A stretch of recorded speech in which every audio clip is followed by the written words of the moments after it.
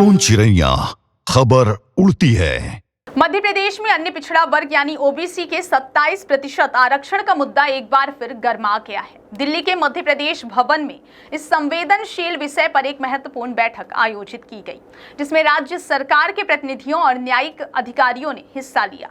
सालों से अटके इस आरक्षण के मामले पर यह बैठक इसलिए भी खास मानी जा रही है क्योंकि अब यह कानूनी और जनभावनाओं के बीच फंसा हुआ है।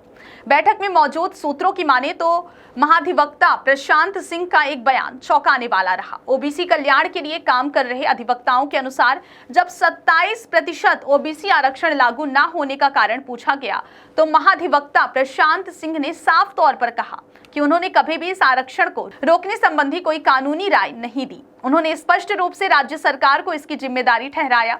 उनके इस बयान ने कई पुराने विवादों और सरकारी फैसलों पर नए सवाल खड़े कर दिए हैं। आखिर अगर महाधिवक्ता ने कभी विरोध नहीं किया तो फिर यह आरक्षण क्यों ठंडे बस्ते में पड़ा रहा?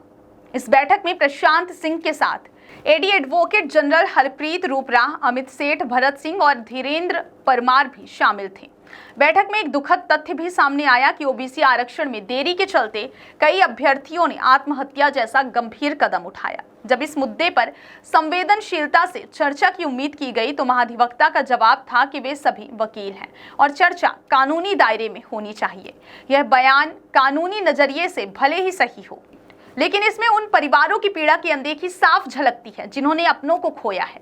उनके लिए यह सिर्फ कानूनी मसला नहीं बल्कि जीवन और मृत्यु का सवाल है। इस पूरे घटनाक्रम की सबसे चिंताजनक बात यह रही कि ओबीसी एडवोकेट वेलफेयर एसोसिएशन, जो 2019 से लगातार इस आरक्षण के लिए कानूनी लड़ाई लड़ रहे हैं, उसके किसी भी अधिवक्ता को इस महत्वपूर्ण बैठक में आमंत्रित नहीं किया गया।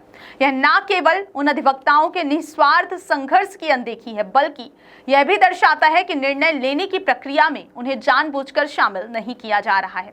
ऐसे में यह सवाल उठना स्वाभाविक है कि क्या यह बैठक वास्तव में किसी समाधान के लिए थी या सिर्फ एक औपचारिकता निभाई जा रही थी। बैठक के दौरान यह भी सामने आया कि महाधिवक्ता कार्यालय से समय समय पर ऐसे कानूनी अभिमत जारी किए गए जो 27% आरक्षण के रास्ते में रोड़ा बने। इन सभी अभिमतों से किनारा कर लिया। उन्होंने दावा किया कि वे व्यक्तिगत रूप से किसी भी नकारात्मक राय के लिए जिम्मेदार नहीं है। यह स्थिति कार्यालय के भीतर की विसंगति या फिर महत्वपूर्ण दस्तावेजों की जिम्मेदारी से बचने की कोशिश को दर्शाती है। इस तरह का गैर जिम्मेदाराना रवैया ओबीसी समुदाय के गुस्से को और बढ़ा सकता है। जानकारी के मुताबिक महाधिवक्ता प्रशांत सिंह ने अंततः यह माना कि यदि राज्य सरकार चाहती तो ओबीसी आरक्षण अब तक लागू हो गया होता। उन्होंने यह भी कहा कि कानूनी अड़चनों की तुलना में निर्णय में देरी प्रशासनिक इच्छा शक्ति की कमी को दर्शाती है। उनका यह बयान एक बार फिर सरकार की कथनी और करनी के अंतर को उजागर करता है।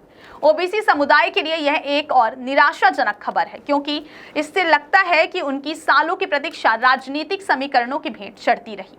ओबीसी वेलफेयर के लिए काम कर रहे अधिवक्ताओं का मानना है कि इस बैठक से यह साफ हो गया है कि ओबीसी समाज को 27% आरक्षण दिलाने में केवल अदालतें ही बाधा नहीं है, बल्कि सत्ता की चुप्पी और इच्छा शक्ति की कमी भी एक बड़ी रुकावट है।